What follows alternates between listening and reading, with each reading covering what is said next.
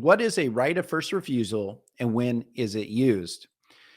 So, a right of first refusal is something that you can put into a contract that would give you the ability to decide whether or not you want to purchase an asset that could be sold by the other party to the contract for the same terms and same conditions as which they are able to sell it. So, one prime example would be you are a tenant and you are renting commercial real estate, and you want to make sure though that if the owner sells the property, that you have a right to decide whether or not you want to buy it on those same terms. A lot of times commercial tenants, especially high-end commercial tenants, do their due diligence and research the owner of the property and whether or not they can work with them, and whether or not it would be a good fit. And so they don't want them to sell the property just to have some other third party that they don't know anything about, that it may be difficult to work with, they may not like as a landlord, to come in and purchase the property. And so they'll put in their lease the right of first refusal, which means that they have the right to review the purchase contract and the terms and make a decision whether or not they want to buy it for those same terms and conditions. Normally, you have a period to consider it, like 15 days, 30 days, to make a decision whether or not you want to perform and buy it upon the same terms and conditions as the prospective buyer. Well, this is also used in the lending context.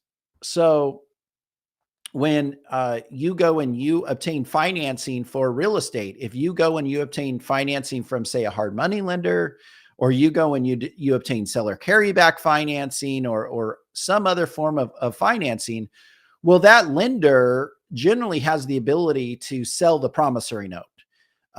Certain conditions have to be in place, like the use of a servicer and stuff, to really make it work. But nevertheless, most lenders have the ability to sell the actual promissory note. It's personal property. It has value, and they can sell it. And there's note buyers out there who will buy it.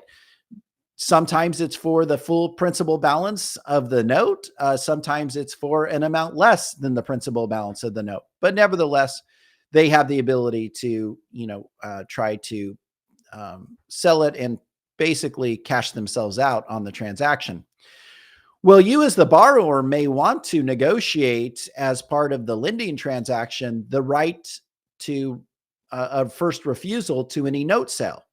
So what that would look like would be, hey, the lender decides, okay, I no longer want to hold this note. I no longer want to accept payments. This note has value and I can liquidate it. I can sell it. So I'm going to go and find a note buyer. The note buyer makes an offer. The lender's inclined to accept the offer.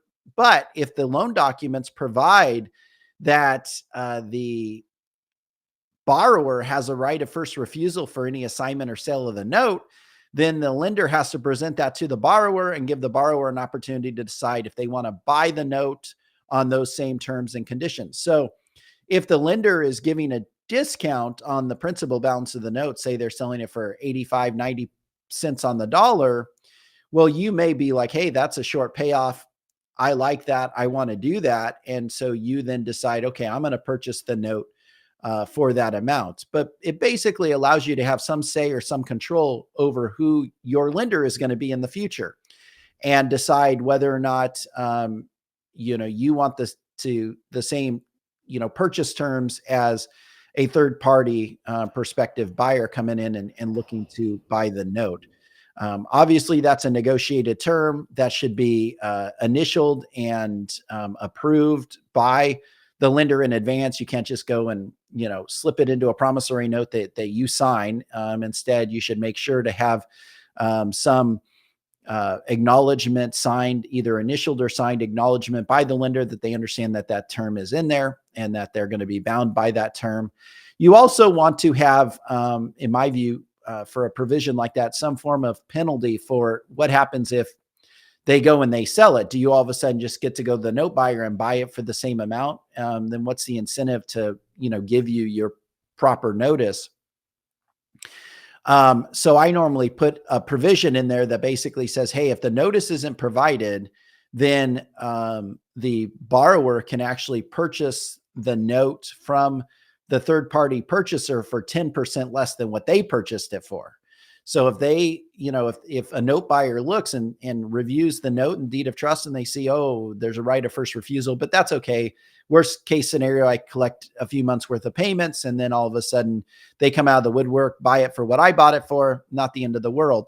Well, okay, now we're going to, have a check and balance here. And yeah, you can do that.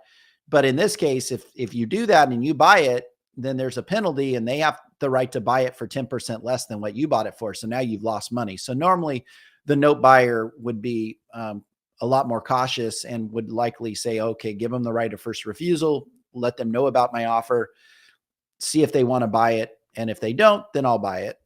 But at least you have that, level of check and balance there. So a right of first refusal is any right that is negotiated into the contract that provides that the one party to the contract has the right to consider any offer to purchase an asset being sold by the other party to the contract.